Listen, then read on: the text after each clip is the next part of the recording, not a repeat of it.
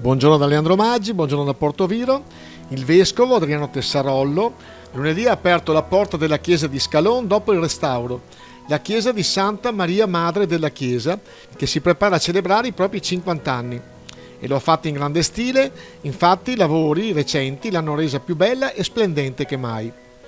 Per l'inaugurazione erano presenti il sindaco Mauro Veronesi, il suo vice Doriano Mancin, oltre al consiglio comunale dei ragazzi, la banda e tanti cittadini e parrocchiani che non hanno voluto perdere l'occasione per riabbracciare la loro chiesa dopo il restauro. Un'opera di riqualificazione fortemente voluta dal parroco Don Gian Antonio Tretti, che tra l'altro presto lascerà la parrocchia a Don Michele Canella.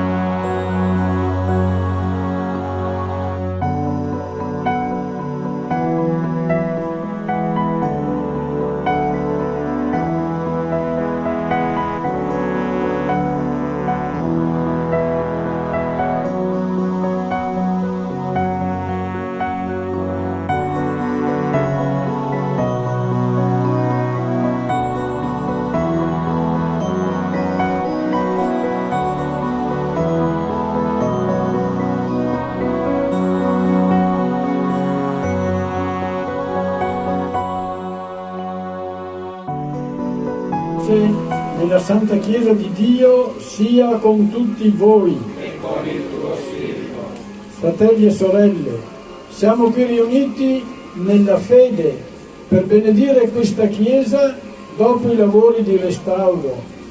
Preghiamo umilmente il Signore perché quanti varcheranno la soglia della casa di Dio per ascoltare la parola sua e celebrare i divini misteri possono seguire con docilità la voce del Cristo che proclama: io sono la via, la verità e la vita.